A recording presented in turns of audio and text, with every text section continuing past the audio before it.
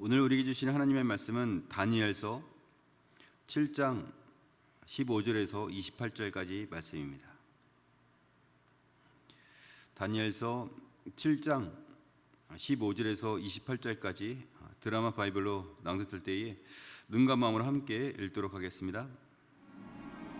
나 다니엘이 중심에 근심하며 내 머릿속의 환상이 나를 번민하게 한지라.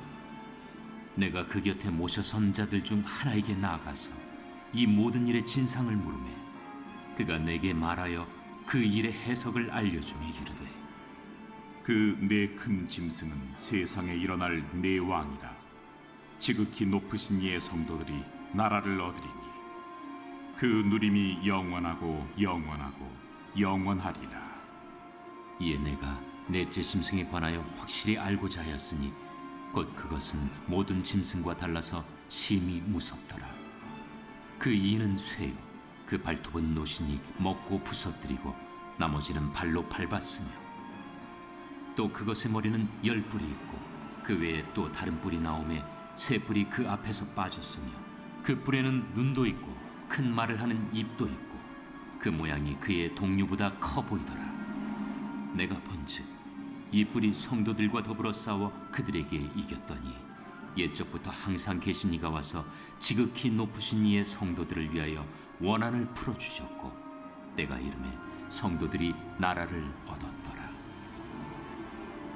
모신 자가 이처럼 이르되, 넷째 짐승은 곧 땅의 넷째 나라인데 이는 다른 나라들과는 달라서 온 천하를 삼키고 밟아 부서뜨릴 것이며, 그 10뿔은 그 나라에서 일어날 10왕이요 그 후에 또 하나가 일어나리니 그는 먼저 있던 자들과 다르고 또 새 왕을 복종시킬 것이며, 그가 장차 지극히 높으신 이를 말로 대적하며 또 지극히 높으신 이의 성도를 괴롭게 할 것이며, 그가 또 때와 법을 고치고자 할 것이며, 성도들은 그의 손에 붙임받되어 한 때와 두 때와 반 때를 지내리라.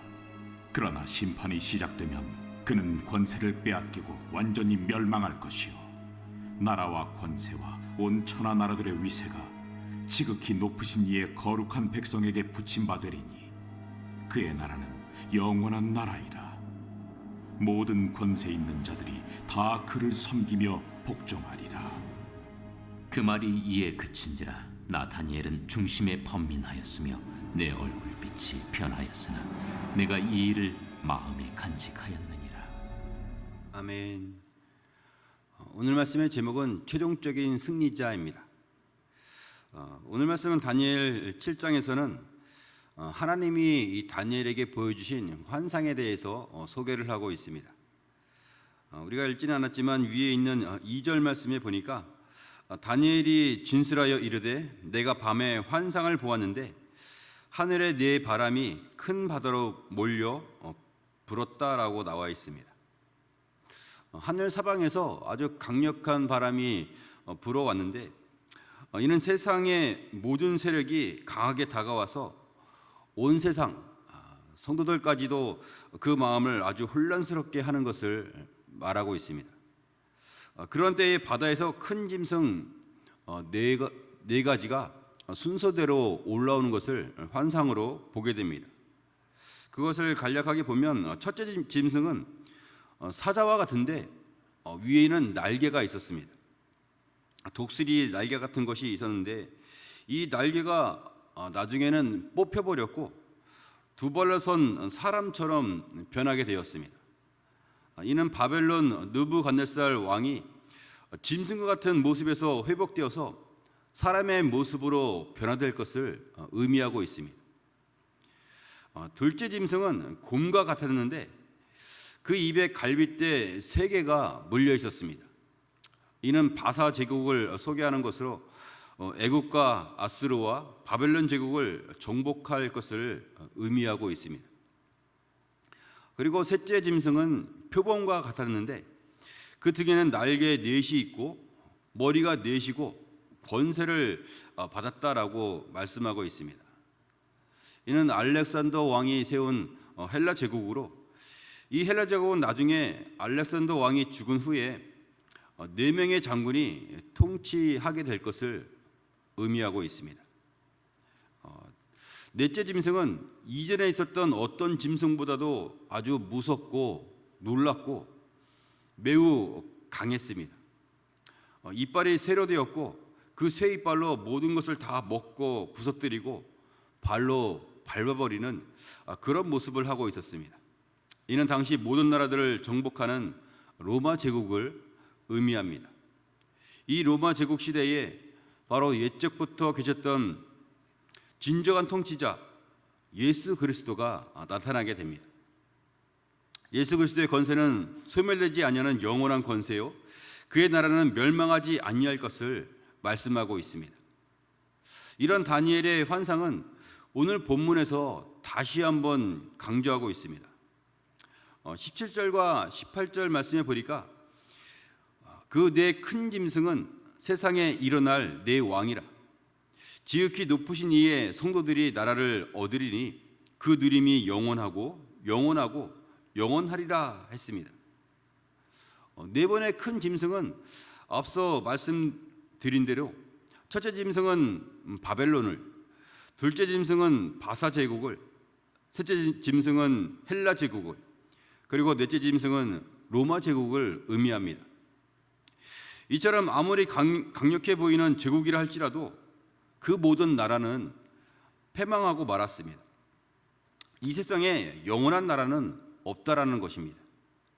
그러나 넷째 짐승에서 특징적인 것이 있는데 20절과 21절에 보니까 또 그것의 머리에는 10뿔이 있고 그 외에 또 다른 뿔이 나오매 새 뿔이 그 앞에서 빠졌으며 그 뿔에는 눈도 있고 큰 말을 하는 입도 있고 그 모양이 그의 동류보다 커 보이더라.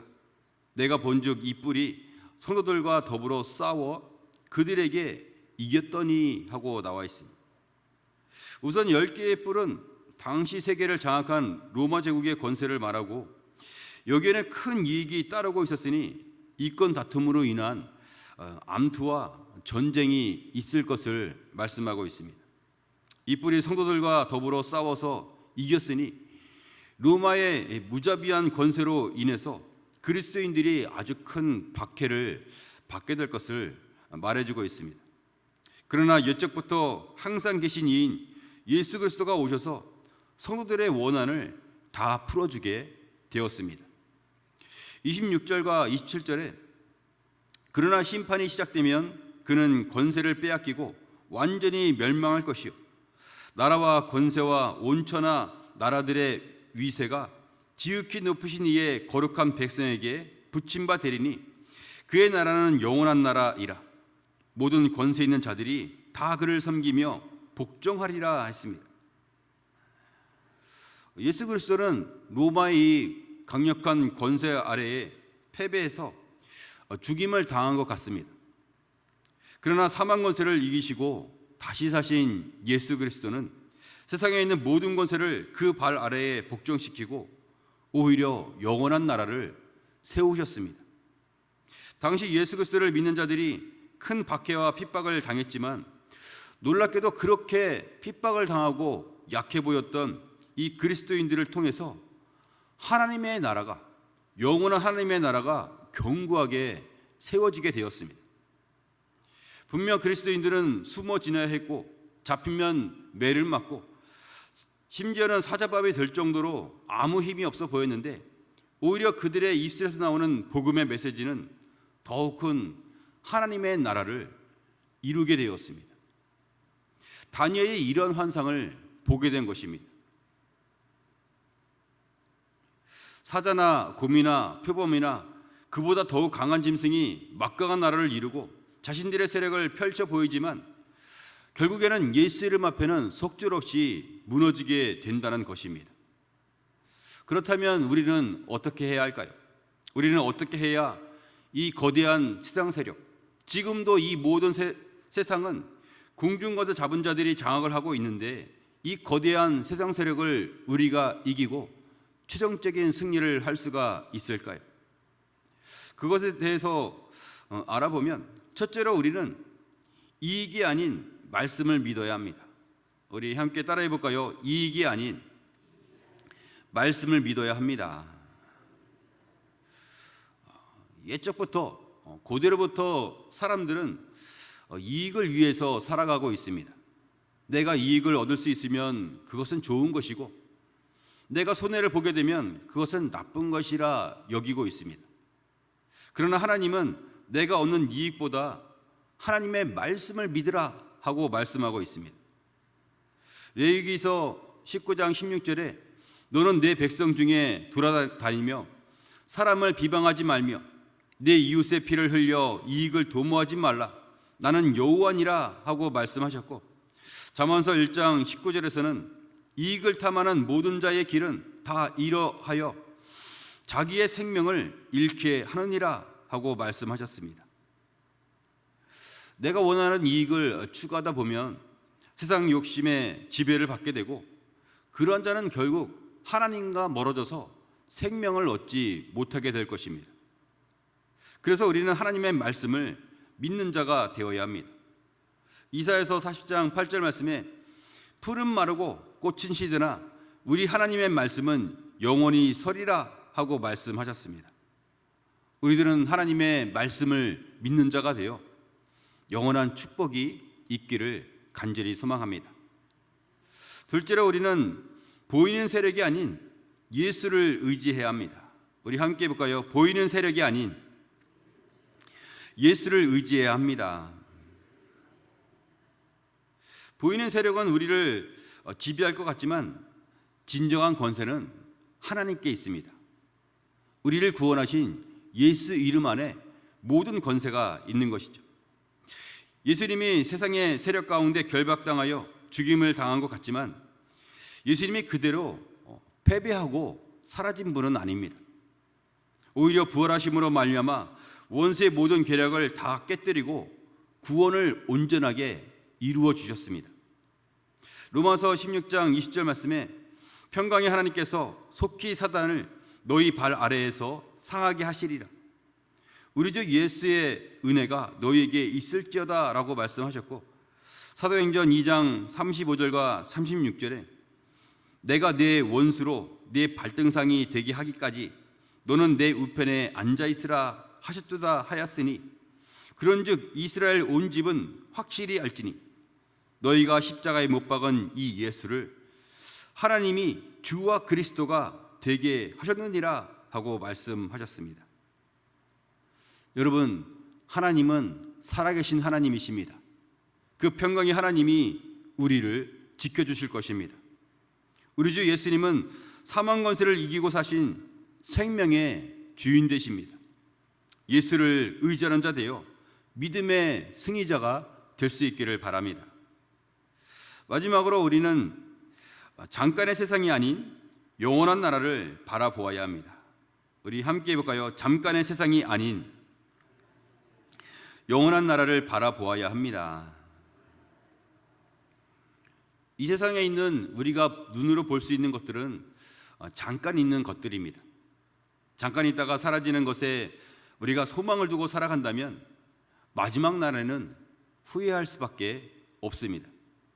다 사라지고 말 것이니 그것을 바라보고 그것에 소망을 두고 있다면 이 모든 것들이 소멸될 때에 우리의 소망도, 우리의 어떤 희망들도 함께 소멸되고 말 것입니다. 잠언서 18장 11절 말씀에 부자의 재물은 그의 견고한 성이라 그가 높은 성벽같이 여기느니라 말씀하셨습니다. 부자가 갖고 있는 재물은 분명 살아가는 동안에는 굉장히 필요합니다. 그 재물을 견고한 성으로 삼는다면 살아가는 동안에는 그 성 안에서 분명히 호의호식하며 행복하게 살아갈 수 있을 것입니다. 하지만 나중에는 그 성벽 안에 갇혀 있어서 그 영혼은 망하게 될 것입니다. 구원은 하나님이 보내신 예수 그리스도를 믿어야 하는데 믿음이 없으니 그 영혼은 망하게 되는 것입니다. 고린도후서 4장 18절에 우리가 주목하는 것은 보이는 것이 아니요 보이지 않는 것이니 보이는 것은 잠깐이요 보이지 않는 것은 영원함이라 말씀하셨습니다. 여러분, 우리에게 보여지는 모든 것들은 잠깐 있는 것들 뿐입니다. 심지어 나의 가족까지도 사실은 언젠가는 헤어져야 합니다. 그렇다면 우리는 눈에 보이는 것에 소망을 둘 것이 아니라 오히려 하나님의 사랑을 실천할 수 있는, 내게 붙여주신 영혼이구나 하는 것을 믿는 마음으로 사랑하기에 힘쓰는 자가 되어야 하겠습니다. 그리고 우리가 돌아가야 할 것은 영원한 하나님이 계신 그의 나라인 줄로 믿습니다. 예수 안에 영원한 생명으로 나아가는 길이 있으니 그러한 생명의 길로 나아가는 자가 되시기를 바랍니다.